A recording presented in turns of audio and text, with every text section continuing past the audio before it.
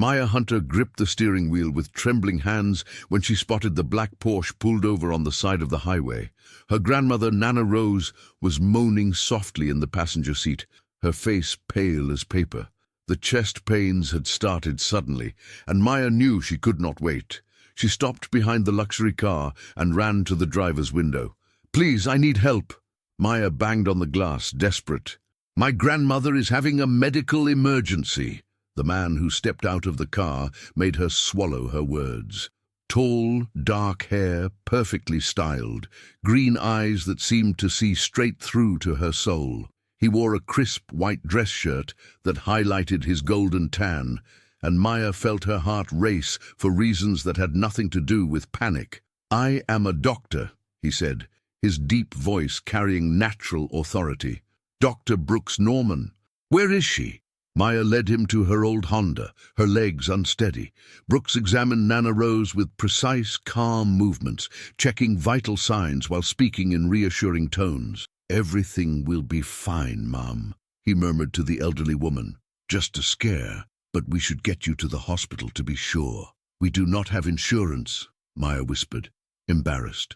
Brooks stared at her for what felt like an eternity. There was something in those brown eyes of hers, a purity that touched him unexpectedly. "That does not matter right now," he replied. "I will lead the way in my car. Follow me." At the hospital, Brooks not only accompanied them through the entire process, but personally cared for Nana Rose. Maya watched him work, fascinated by the gentleness with which he treated her grandmother, as if she were the most important person in the world. "She will be fine," Brooks said when they left the room. "It was just an anxiety episode, but it is important to do some preventive tests." "Doctor, I do not know how to thank you." Maya looked at the floor, biting her lower lip. "How much did all this cost?" "It is already taken care of." "But I need to pay." "Maya," the way he said her name made her shiver. "Accept it as a gift." She looked up, surprised. "How do you know my name?" "Your grandmother told me." Brooks smiled for the first time, and Maya felt as if the sun had come out from behind the clouds. "She also told me you work at a pharmacy downtown." "Yes, Peterson's Pharmacy. It happens that I need a new receptionist at my clinic." Brooks took a card from his pocket. "If you are interested, show up tomorrow at 9 in the morning." Maya took the card with trembling fingers. "Norman Aesthetic Clinic, Excellence in Medicine." The address was in Brookside, one of Tulsa's most prestigious areas. "Doctor, she stammered. "Think about it," he interrupted gently. "Your grandmother will be proud." That night, Maya could not sleep. She stared at the card under the lamplight, feeling a mixture of hope and terror. Something about that man made her feel different, as if she were capable of things she had never imagined. Nana Rose, already recovered, held her granddaughter's hand. "My dear girl, sometimes destiny puts us on the right path when we least expect it. Nana, he is rich, important. I am just... You are special, Maya. You always have been." The grandmother's voice carried a weight that Maya did not understand. "I just did not know when the time would come to discover it." Maya felt a chill. There was something in her grandmother's tone, as if she knew secrets she had never revealed. But before she could ask, Nana Rose had already closed her eyes, pretending to sleep. The next day, Maya arrived at the clinic 5 minutes before 9. The building was stunning, gleaming glass and steel with an ocean view. In the lobby, elegant women leafed through magazines while waiting for their procedures. Brooks received her personally, even more impressive in his white coat. He introduced her to the team, Patricia Wells, the administrative coordinator, who greeted her with an icy smile, Sarah Mitchell, the nurse, who was genuinely warm, and Tyler, the marketing intern, who seemed excited about the newcomer.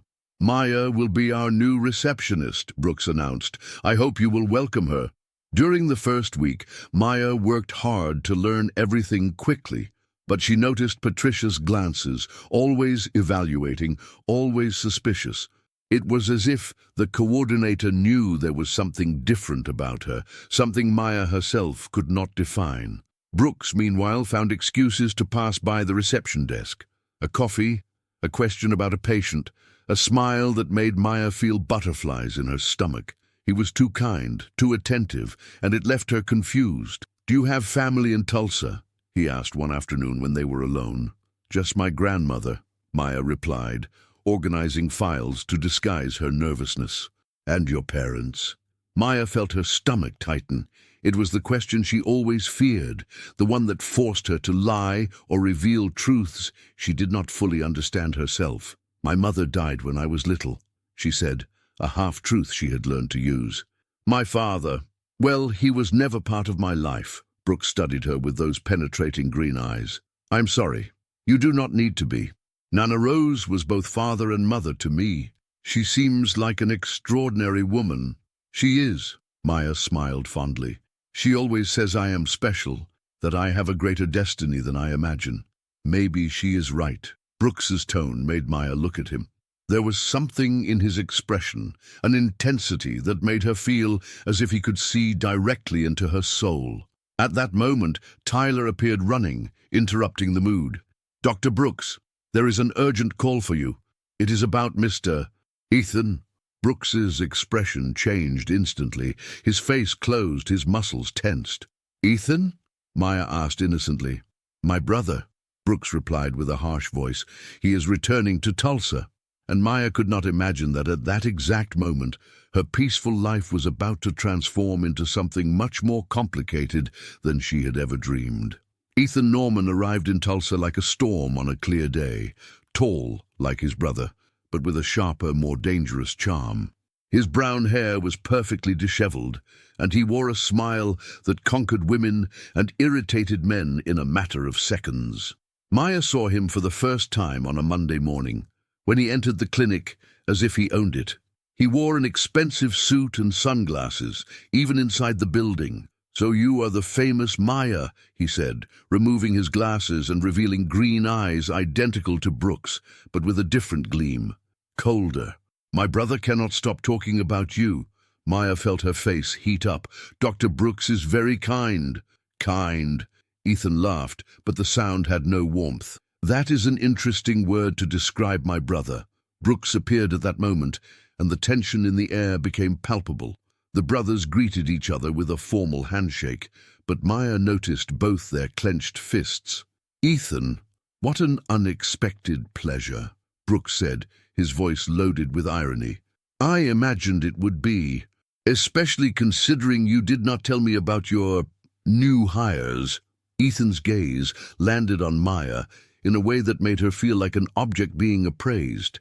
She lowered her eyes, uncomfortable. "Maya is an excellent professional," Brooks responded, positioning himself slightly in front of her. "I am sure she is." Ethan smiled, but there was poison in the gesture. "By the way, I need to speak with you, in private." The two locked themselves in Brooks' office for more than an hour. Maya tried to work normally, but could not concentrate. Raised voices escaped through the door, especially Ethan's, who seemed increasingly irritated. When Ethan came out, his face was red with anger. He stopped at the reception desk and leaned over Maya's table. "You seem like an intelligent girl," he whispered, too low for others to hear. "A piece of advice. Be careful who you trust." Maya swallowed hard. "I do not understand. Not yet." "But you will." Ethan straightened up and smiled again, but now the gesture seemed like a threat. "See you soon, Maya Hunter." The way he pronounced her name made Maya shiver. There was something sinister in that tone, as if he knew something she did not. Brooks appeared a few minutes later, clearly disturbed. He spent the rest of the day more serious than normal, speaking only when necessary. "Doctor, is everything all right?" Maya asked at the end of the workday. Brooks looked at her as if returning from a trance. "Maya, I need to ask you a question, and I want you to be honest with me." Her heart accelerated. "Of course. Are you sure you have never heard of the Blackwood family?" Maya felt her blood freeze. Blackwood, the surname that Nana Rose whispered sometimes when she thought Maya was not listening. The name that appeared on some old letters kept in the bottom of her grandmother's drawer. "Why do you ask?" she managed to say. "My brother is making some insinuations about you." "What kind of insinuations?" Brooks hesitated. "He thinks you are not who you say you are." Maya felt as if the ground was opening beneath her feet. I do not understand. Neither do I. But Ethan rarely speaks without being sure of something. Brooks approached, taking her hands. Maya, if there is something you need to tell me, now is the time. For a moment, Maya almost told everything. About the hidden letters, about her grandmother's whispers, about the constant feeling that her life was a well-constructed lie. But fear was stronger. There is nothing to tell, she lied, hating herself for it. Brooks studied her for a long moment. All right, but Maya, if you ever need help, I will be here. That night, Maya arrived home determined to confront Nana Rose. She found her grandmother on the porch, looking at the horizon with a melancholic expression she had never seen before. Nana, I need to know the truth about my father. Nana Rose sighed deeply, as if she had been waiting for this conversation for years. Sit down, my dear girl. Maya obeyed, her heart beating like a drum. Your father was named Richard Blackwood, the grandmother began, her voice trembling. He was an important man, a doctor, owner of several clinics. Blackwood, Maya repeated, remembering Brooks's question. Your mother, Grace, worked for him. She was a secretary, intelligent, beautiful. They fell in love, but he was married. Maya felt tears burning in her eyes. So I am. A child of love, my dear. Never doubt that. Nana Rose took her hands. But when you were born, his wife discovered everything. She made terrible threats against you and your mother. What happened to her? To my mother? Grace disappeared one night. She said she was going to protect you, that she would return when it was safe. The grandmother's voice broke. That was 22 years ago. Maya stood up abruptly, her mind spinning. And my father, Richard Blackwood, he died 3 years ago. Cancer. Did he know about me? Nana Rose hesitated. He knew, and at the end of his life, he tried to find you. But I did not let him. Why? Maya screamed. Because his wife, Victoria Blackwood, is dangerous. She would destroy you just as she destroyed your mother. Maya felt the world spinning. Everything made sense now. Ethan's questions, Brooks' suspicion, the constant feeling of living a lie. Is there anything else I need to know? She asked, her voice hoarse. Nana Rose looked at her with eyes full of tears. Yes, my dear girl, there is much more. But before she could continue, the phone rang. Maya answered with trembling hands. Maya Hunter? The voice was female, cold, authoritative. Yes, this is Victoria Blackwood. I think it is time we talked. Maya looked at her grandmother, who had turned white as paper. On the other end of the line, Victoria continued. You have 24 hours to get out of Dr. Brooks's life, or all of Tulsa will know exactly who you are. And I can guarantee the truth will not be kind to you. The call ended, and Maya stared at the phone as if it were a poisonous snake. Nana Rose stood up with difficulty. The time has come, Maya. The time has come for you to discover the whole truth. The sleepless night left Maya with deep circles under her eyes and a broken heart. Nana Rose had told her everything, how Richard Blackwood was a majority partner in several clinics, including Brooks's, how he had left a posthumous letter mentioning Maya, how Victoria Blackwood had spent 3 years searching for the illegitimate daughter to destroy her before she could claim any inheritance. Brooks knows nothing about this, the grandmother said. To him, you are just a girl he hired out of kindness. But Ethan suspects, Maya murmured, remembering the calculating look of Brooks' brother. Ethan was always too smart for his own good. Maya arrived at the clinic the next morning determined to resign. She could not continue deceiving Brooks, could not risk destroying his life because of her family problems. But when she saw him smiling at her at the reception, with coffee and a blueberry muffin he had bought from the bakery on the way, all her determination crumbled. You look tired, he said, worried. Did you sleep badly? A little. Maya took the coffee, avoiding his eyes. Dr. Brooks, I need to talk to you. Of course. After the first patient, can it be? She nodded, but before she could respond, Ethan appeared again. This time he was not alone. An elegant woman, about 45 years old, accompanied him. She wore an expensive dress and discreet jewelry, but there was something cold in her dark eyes. Maya felt her stomach sink. Even though she had never seen a photo, she knew exactly who that woman was. "Brooks," Ethan said with a venomous smile, "I would like to introduce Victoria Blackwood. She has a special interest in getting to know your clinic." Victoria extended her hand to Brooks with a false smile. "Dr. Norman, it is a pleasure. I have heard very good things about your work." "Mrs. Blackwood, the pleasure is mine." Brooks greeted her cordially, but Maya noticed his confusion. "How can I help you?" "Actually, I am here because of her." Victoria pointed to Maya with a careless gesture. "I need to speak with my stepdaughter." The silence that followed was deafening. Maya felt all eyes turn to her. Brooks shocked, Patricia curious, Sarah confused. Even Tyler had stopped typing. "Your stepdaughter?" Brooks repeated slowly. "Oh, she did not tell you." Victoria feigned surprise. "Maya is the daughter of my late husband, Richard Blackwood. I imagine she did not mention that she is an heiress to part of our family business." Maya felt the world crumble. Brooks looked at her as if he had never seen her before, and there was pain in his green eyes, the pain of betrayal. "Maya," he said with a controlled voice, "could you explain this to me?" I can explain," Maya stammered, but the words would not come. "Of course she can," Victoria said with false kindness. "She can explain how she got a job here using a false name, how she pretended to be a simple, needy girl, how she manipulated Dr. Brooks' emotions to infiltrate the company that technically she should inherit part of." "That is not true," Maya exploded. "I did not know any of this until yesterday."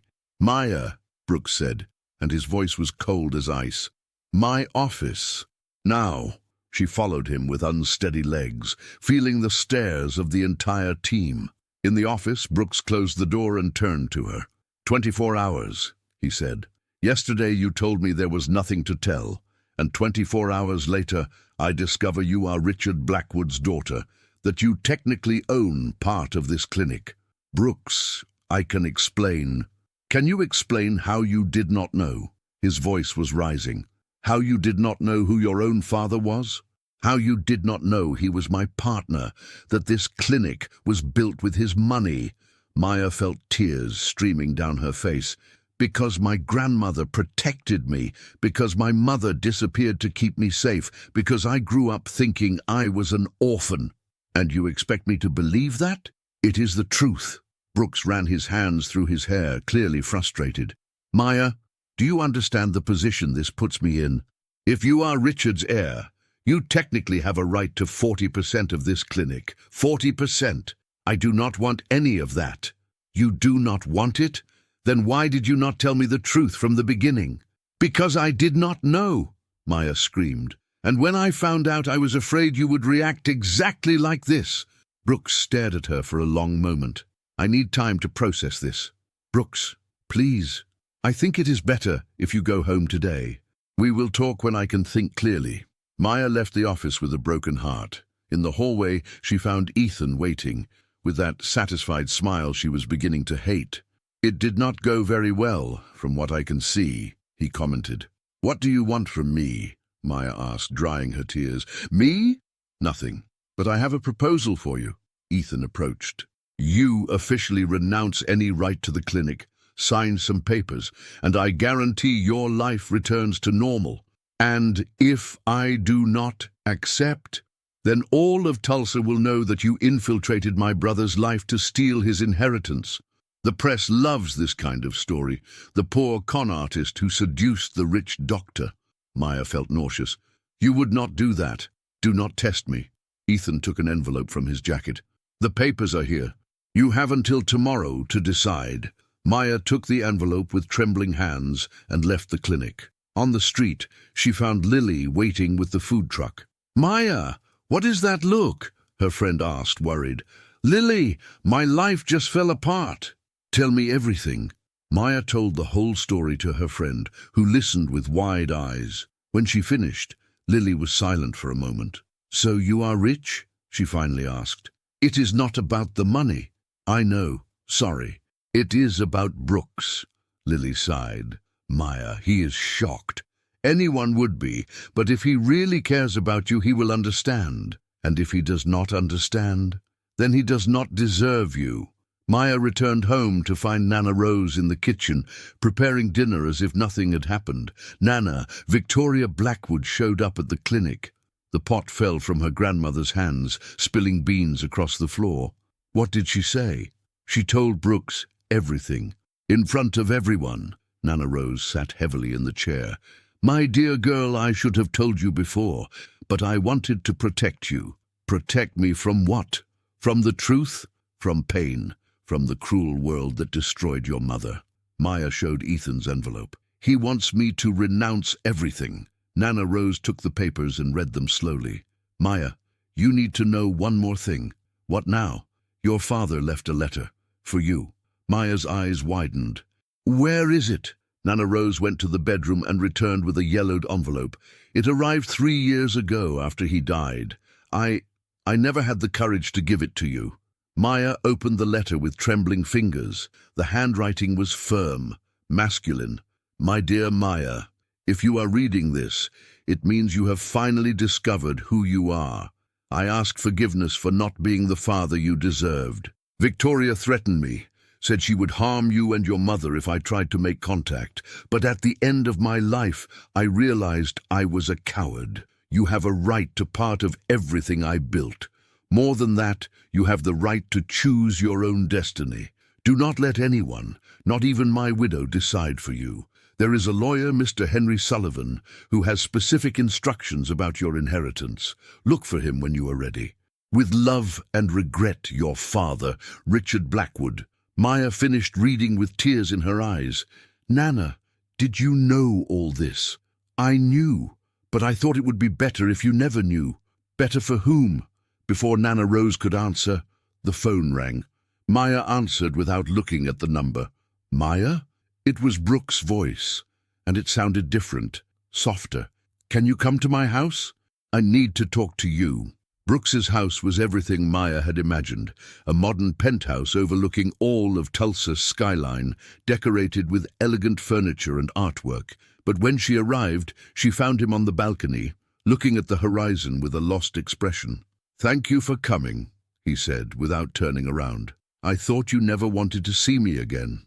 Brooks finally turned, and Maya saw that his eyes were red. I spent the last 6 hours thinking. And I realized I was an idiot. Maya felt a spark of hope. Brooks, let me finish. He approached, but kept his distance. I called Richard Blackwood's lawyer, Mr. Henry Sullivan. Maya swallowed hard. And what did he say? That your father spent years looking for you, that he left specific instructions on how to protect you from Victoria, that you really did not know anything. Do you believe me now? I should have believed you from the beginning. Brooks ran his hand through his hair. Maya, I fell in love with you, with the gentle, shy, brave woman I met on that road. Not for your inheritance, not for your last name, for you. Maya felt her heart race. You fell in love? Yes. And it scared me so much that when I discovered about your family, it was easier to believe you were deceiving me than to accept that maybe I had found someone real. Maya approached him. Brooks, I fell in love with you too, from the first moment. He pulled her into a tight hug, and she felt as if she could finally breathe again. But Maya, he said, pulling away to look into her eyes, this does not solve our problems. Actually, it complicates them even more. Why? Because if you accept your inheritance, you will technically be my partner. And if you do not accept it, Ethan and Victoria will use that against us. As if summoned, Maya's phone rang. It was Ethan. I hope you had a productive conversation, he said in that venomous tone. But it does not change anything. You have until tomorrow to make a decision. What decision? Brooks took the phone from Maya's hand. Little brother, good to talk to you. The decision is simple. Either Maya officially renounces the inheritance, or I go to the press with a very interesting story about how you two are taking advantage of the situation. Ethan, you cannot. I can, and I will do worse. I will tell all of Tulsa that you got involved with a financially vulnerable patient. Imagine what the medical board will think of that. Maya grabbed the phone back. What do you really want, Ethan?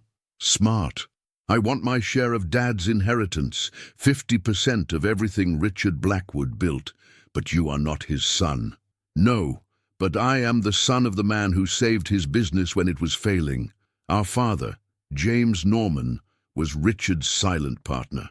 Ethan's voice was loaded with resentment. But when James died, Richard kept everything. And now that Richard is dead, it is time to settle accounts. Maya looked at Brooks, who was pale. Is this true? I did not know any of this, Brooks murmured. Of course you did not know, Ethan laughed. You were always the baby of the family, protected from everything. But I remember Dad crying when Richard cheated him. I remember our mother selling her jewelry to pay the bills. Ethan, if there are documents that prove this, there are, and I will use them, unless you cooperate. Ethan hung up, leaving Maya and Brooks in silence. Brooks, I do not want any of this inheritance, Maya said. I can renounce everything. No. Brooks took her hands. I will not let them blackmail you. We will look for Mr. Henry tomorrow. I need to understand this whole situation. That night, Maya could barely sleep. She dreamed of Victoria Blackwood, of Ethan, of secrets that seemed to multiply like viruses. She woke up with Nana Rose shaking her shoulder. Maya, wake up. There is a woman here wanting to talk to you. Maya went downstairs in her pajamas and slippers, finding an elegant woman in the living room. She was about 40 years old, well-groomed blonde hair, and something familiar in her face. Hello, Maya, the woman said with a soft voice. I am Grace, your mother. Maya felt the world stop. My mother is dead. No, my daughter. I pretended to be dead to protect you. But when I learned that Victoria found you, I could no longer stay hidden. Maya looked at Nana Rose, who was crying. Nana, did you know? I learned she was alive 2 years ago, but she made me promise not to tell until it was safe. Grace approached. Maya, you grew up beautiful, just like me at your age. Where have you been all these years? Maya asked, her voice trembling. In Denver, with another name, another life. I worked as a nurse, married a good man. But I never forgot you. I never stopped thinking about you. Then why did you not come back before? Grace sighed. Because Victoria is dangerous, Maya. She has contacts in the police, in the justice system. When you were born, she threatened to kill us, literally. But now she knows where I am anyway. Now it is different. You are an adult. You have rights. And I have information that can destroy Victoria Blackwood. Maya sat down, trying to process everything. What information? Documents that prove she forged Richard's signature on several contracts, that she embezzled money from the company, that she bribed public officials. Grace took a folder from her purse. I worked for her years ago before I met your father. I know things she would prefer to keep buried. Why did you not use this before? Because it would mean exposing myself. It would mean revealing I was alive. But when I learned you were being threatened, I could no longer stay silent. The phone rang, and Maya answered automatically. It was Brooks. Maya, I need to see you. Now. Something terrible happened. What? Ethan went to the press. The story will be in tomorrow's newspaper. Maya hung up and looked at Grace. It seems it is time to use this information. Yes, but Maya, you need to understand. Once we start this war, there is no going back. Victoria will try to destroy you, your grandmother, even this doctor you love. She is already trying to destroy everything. Maya stood up with determination. Mom, teach me how to fight. Grace smiled for the first time. That is my daughter. An hour later, Maya and Grace arrived at Brooks' house. He opened the door with a tense face, but stopped when he saw Grace. Grace Blackwood, he said slowly. I know you. You worked with my father. I did, and you look just like James Norman. Grace entered the house. Dr. Brooks, I need to tell you some truths about your family. They sat in the living room, and Grace began to speak. She told how James Norman really was Richard's partner, but how the contract was defrauded by Victoria after James' death, how Ethan was right about the inheritance, but did not know that his own stepmother was responsible for the scam. Victoria married Richard for interest, Grace explained. But when she discovered he loved me, that he had a daughter with me. She went crazy. She started sabotaging everything. She forged documents, embezzled money, made your father believe that James had betrayed him." Brooks was pale. "So Ethan is right. Our family was robbed. Not by Richard, by Victoria." Maya took Brooks's hand. "This means you and Ethan are also legitimate heirs." "But Maya," Brooks said, "this still does not solve our problem. The story comes out tomorrow, and even if we prove Victoria is guilty, it will take time." "Not necessarily," Grace smiled. "I know the journalist who is writing the story, Vincent Ramos. He is honest. He will want to hear both sides of the story." "Are you sure?" Maya asked. "I am. But Maya, I need to ask you something. Are you prepared to assume who you really are, to face Victoria Blackwood as an equal?" Maya looked at Brooks, who nodded encouragingly. She looked at Nana Rose, who had arrived and was observing everything in silence. Finally, she looked at Grace. "I am prepared. Then let us make a phone call." But before Grace could pick up the phone, the doorbell rang. Brooks opened the door and found Ethan, but this time he looked different. He was without his expensive suit, disheveled, and there was something desperate in his eyes. "Brooks, I need to talk to you," Ethan said. "And with Maya. I discovered something about Victoria that you need to know." "Ethan, if this is another game—" "It is not a game." Ethan entered uninvited. "Victoria Blackwood killed our mother." The silence that followed was deadly. Grace turned white as paper. "What did you say?" Brooks whispered. "I found documents in her office, letters she wrote to a man, talking about how she got rid of the problematic wife of James." "Brooks, Mum did not die of natural causes. She was poisoned." Maya felt nauseous. "Ethan, are you sure?" "I have the letters. I have the false medical prescriptions. I have everything." Ethan looked directly at Maya. "Victoria Blackwood is a murderer, and now she has her sights on you." Ethan's revelation changed everything. Sitting in Brooks's living room, the four of them, Maya, Brooks, Ethan, and Grace, planned a strategy.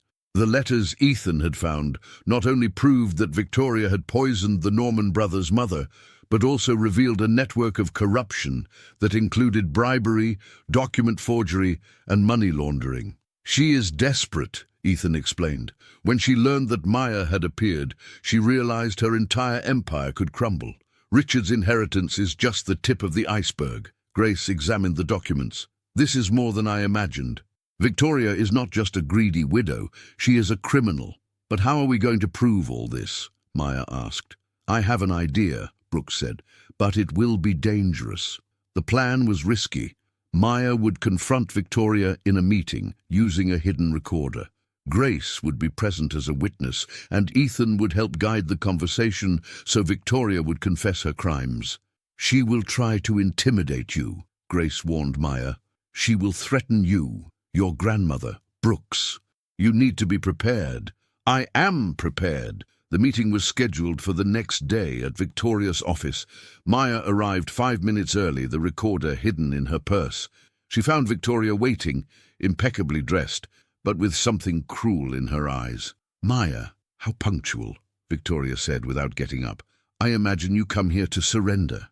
"Actually, I come to talk." "Talk?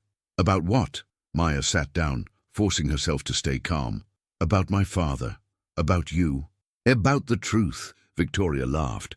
The truth is that you are a bastard trying to steal what is not yours." "Funny, because from what I discovered, the one who stole was you." Victoria's expression changed. "Be careful with your words, little girl." "Or what?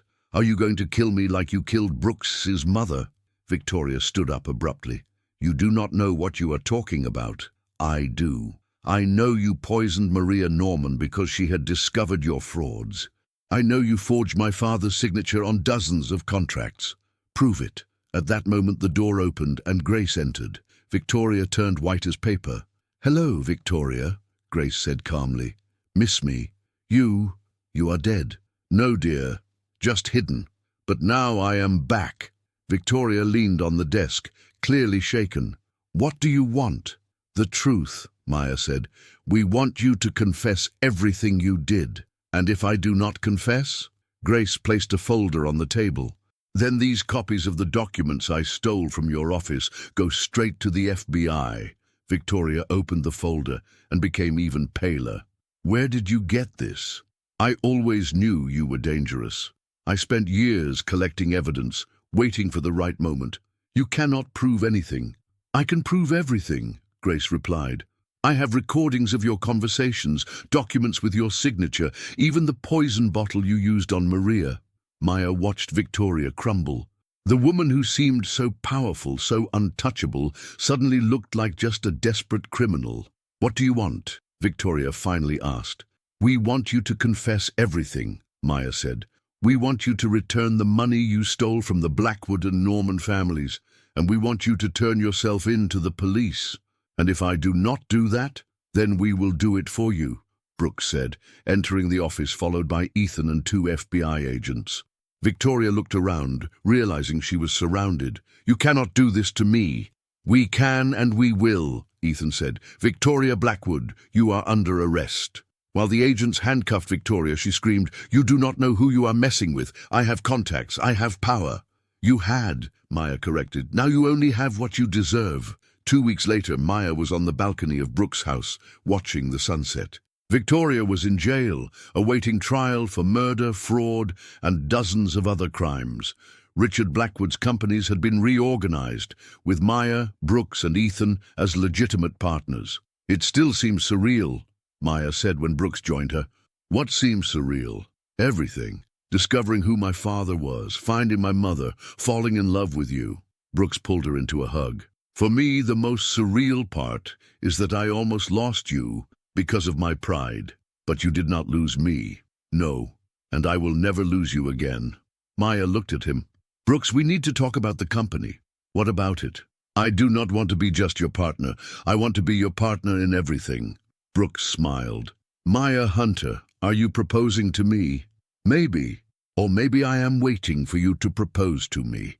Brooks knelt right there on the balcony, taking a ring from his pocket. Maya, will you marry me? I thought you would never ask. Is that a yes? It is a yes to everything. To marriage, to the partnership, to a life together. Brooks put the ring on her finger and kissed her. Then let us start our new life. Our new life, Maya repeated, feeling she had finally found her place in the world.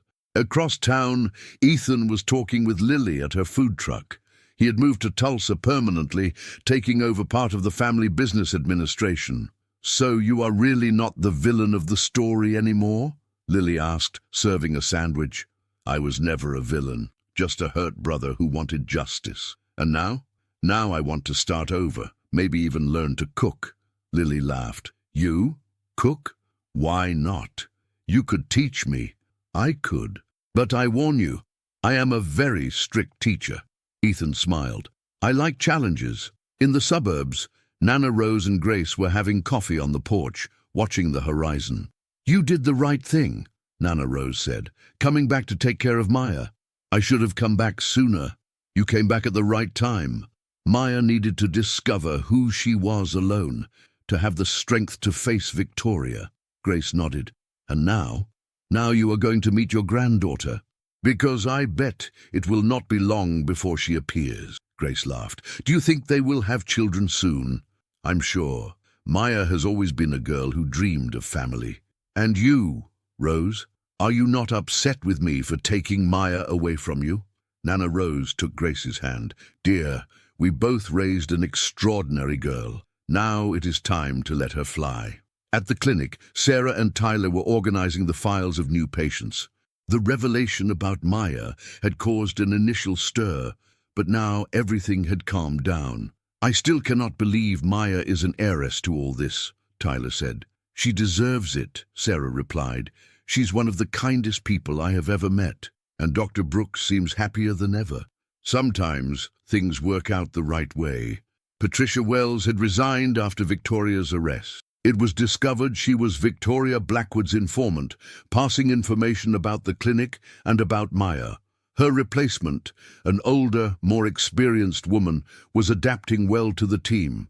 Vincent Ramos, the journalist, wrote a series of articles about the Victoria Blackwood case, winning several awards for investigative journalism. He became friends with Maya and Brooks, visiting them regularly.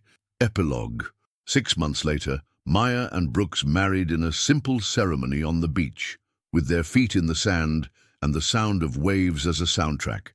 Nana Rose cried with emotion, Grace was radiant, and Ethan was his brother's best man. "You look like a princess," Lily said, adjusting Maya's veil. "I feel like a princess," Maya replied, looking at Brooks waiting at the improvised altar. "Cinderella found her prince," Grace whispered, kissing her daughter's forehead. The ceremony was perfect. When Father Benedict said, "You may kiss," Maya felt that her whole life had led to that moment. Brooks kissed her with all the passion he had kept during months of uncertainty. "I love you, Maya Norman," he whispered in her ear. "I love you, Brooks Norman," she replied, laughing at the coincidence of the surnames. The party was at Nana Rose's house, with Lily's food truck serving the guests. Ethan danced with several women from the neighborhood. Grace talked with old friends, and Maya and Brooks danced on the sand until late at night. "Do you think we will be happy forever?" Maya asked, lying in Brooks's arms on their honeymoon. "I think we will work every day to be happy," he replied, "and that is much better than a fairy tale ending." "Why?" "Because it is real, because it is a choice we make together." Maya smiled. "Then I choose to be happy with you, and I choose to be happy with you." 2 years later, Maya was holding their newborn daughter in her arms, watching Brooks cradle their twin son. Nana Rose was beaming. Grace was crying with emotion, and Ethan was playing with the children like the most caring uncle in the world. "What shall we name them?" Brooks asked. "The girl will be called Rose," Maya said, "in honor of Nana. And the boy? James, like your father." Brooks smiled. "Perfect." The clinic prospered under the administration of the 3 partners. Maya had discovered a natural talent for the administrative side. Brooks continued being an exceptional doctor, and Ethan proved to be an excellent financial manager. They had expanded the business, creating a foundation that offered free treatments to people in need. Lily was studying culinary arts at a university paid for by the foundation, and Tyler had become the company's marketing manager. Victoria Blackwood had been sentenced to 20 years in prison. Her properties were confiscated, and the money was used to compensate the families she had harmed. "You know what is funniest?" Maya said one night, looking at the stars on the balcony of their new house. "What? When I was little, Nana always said I was special, that I had a greater destiny. I thought she was just being a doting grandmother. And now? Now I know she was right. My destiny was to find you." Brooks kissed her gently. "No, Maya, your destiny was to discover who you really are. I was just lucky to be in your path. And what is my destiny now? Now you write your own destiny. Every day." Maya smiled, feeling complete. She had started as a shy, insecure girl, living in the shadow of secrets she did not understand. Now she was a strong woman, mother, wife, businesswoman, owner of her own destiny. "I love you, Brooks Norman. I love you, Maya Norman." And while the waves broke on the shore, Maya knew she had found her happy ending. Not because it was a fairy tale, but because it was real, chosen, built day after day with love, respect, and partnership. Sometimes she thought of the scared girl who had helped her grandmother on that highway. That girl could never have imagined that moment would change her life forever. That the man who stopped to help would become the love of her life. But maybe Nana Rose was right from the beginning. Maybe destiny was just another word for love, and love was just another word for choice. And Maya had chosen to be happy.